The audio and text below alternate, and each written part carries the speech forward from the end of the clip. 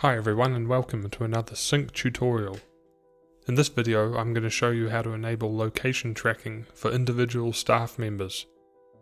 This feature is off by default to save battery power, so it must be enabled manually in permissions granted. The first step is to navigate to your home screen and tap on Menu, Staff, Staff Name, Settings, then Enable Location Tracking.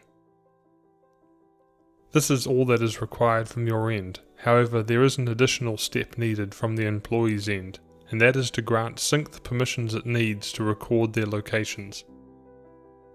This is probably something that should be discussed prior to setting up SINC, as it can look intrusive without first explaining how it will benefit the operations of the company.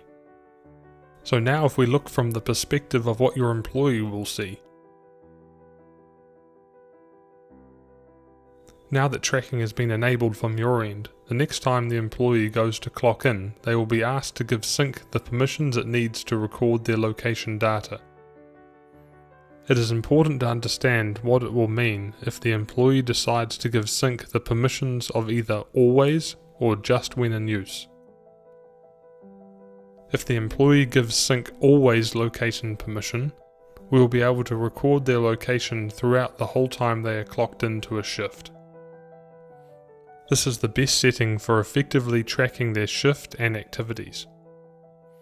If they only give SINC when in use location permissions, we are only able to record their locations at the time of clocking in and clocking out. Please be sure to let them know that if they select always, they do not need to worry about you tracking their movements while they are off the clock. We only pull location data while someone is clocked in. This is why we suggest talking to staff prior to implementing location tracking into your day-to-day operations, to help ensure that they give you the permissions they need to effectively use the location tracking feature. Once the permissions have been granted on the employee's end, future shifts will now include the location data. So that's what it looks like from an iPhone device. Let's take a look and see what it looks like if your employee is on an Android device. When the employee goes to clock in, they will be asked to grant SINC location permissions. On top of this, however, there is an additional device-wide setting that should be updated in order to get the very best results. If they go to their phone's settings menu and choose location, then mode, they should see three options: high accuracy, battery saving, and device only. We recommend high accuracy as it allows the phone to get its location from other sources if it can't determine its GPS location. The one option we highly advise against is device only. This option relies entirely on the device's GPS and in practice works very rarely, so will result in less accurate location tracking.